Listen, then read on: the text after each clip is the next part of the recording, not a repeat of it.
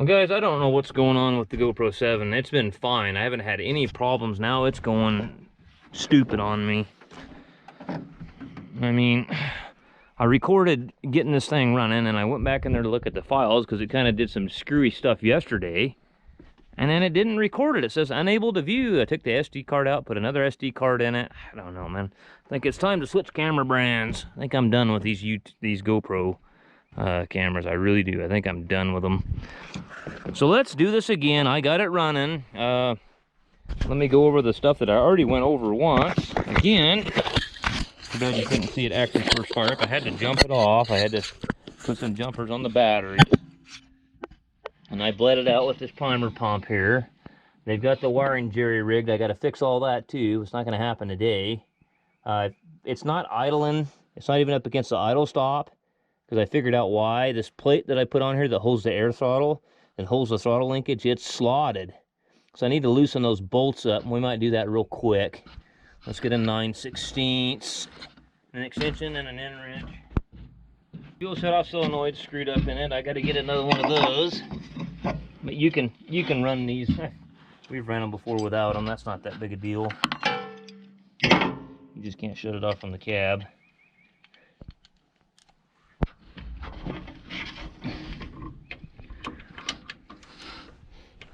Yeah, let's loosen this up. I'm pretty sure that's what's going on. This air throttle bracket is slotted, and I don't have it slid far enough forward.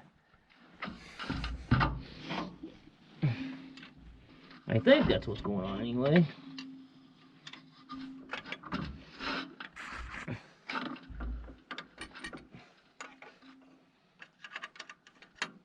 Maybe not.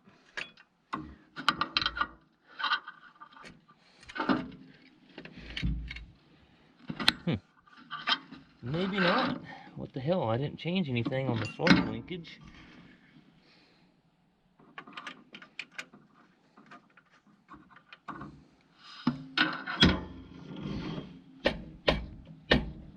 Something's out of whack, though. I'll tell you that. Yeah, something is not right. I don't know how much adjustment I got there. Well, I guess I'll tighten those back up. That ain't the issue. Something else got out of whack in the meantime. I'm gonna have to figure out what that is. I don't have time today, but I gotta get going to Bonanza, Oregon. I gotta, sounds like a 389 Peterbilt with a broken air relief spring, wheel seal out on it. He needs to go. He's loaded with potatoes, and he wants to get the hell out of there. They're shipping potatoes right now, sweet potatoes.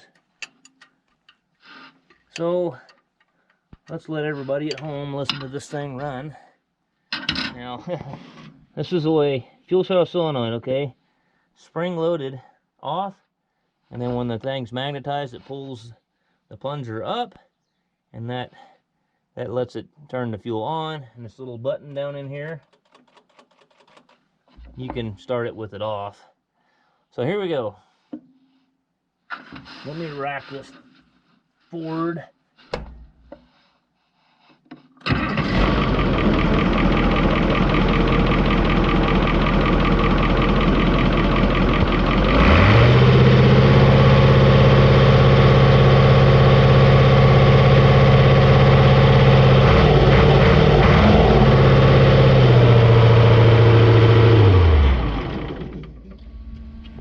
So we still got some things we gotta fix on it.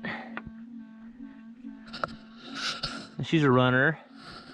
Sounds like she's trying to build air. I gotta get water in it, and I gotta run it and get it warmed up and make sure the thermostats and everything open up properly. And so we got a ways to go on it yet, not too far. I mean, definitely the hard part is behind us. I mean, them exhaust manifolds this morning.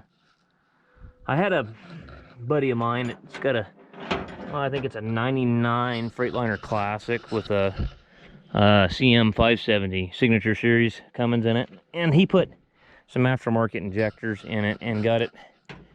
And well, he changed 3. You know, he's a poor man like me, and so he knew he had 3 bad holes on the back of it, so he changed those, and then he later on down the road, he bought 3 more of those injectors. They were aftermarket, cheaper injectors, which, you know, I don't recommend. And he found out the hard way, which, you know, I mean, he got lucky that it didn't do something worse. It could have really been bad. But anyways, he was going to bring it over to me. He had a smoking problem after he changed these injectors. And he didn't make it out of the driveway, and it started bucking and snorting on him. And long story short, I got over there, and on the IFSM, which is the integrated fuel system module, on the side there, you know, it's got like an 871 or an 870. And I cut the front 3 cylinders out, and I started cutting 1, 2, and 3 out, and it didn't make any difference. It was the front 3 cylinders that weren't acting right, and he told me just change those front 3 injectors 2 days ago. So that's where I went. We pulled the injectors back out, and he still had the old injectors, which were Cummins injectors, and we stuck them back in there, and it took a while, but it cleared back up. So cleared back up, and then it ran fine. I said, tell them guys they owe you some more injectors, and I would probably just send them back and tell them to keep them. Tell them to give your money back. But it had one hung open, and I mean, it was flooding the cylinder and just smoking and just knocking. And anyways, then I came out here and put the exhaust manifolds on this and got it running. So now we're going to go clear back to Bonanza, Oregon, and pull an air over leaf spring out of a 389 Peterbilt and a wheel seal.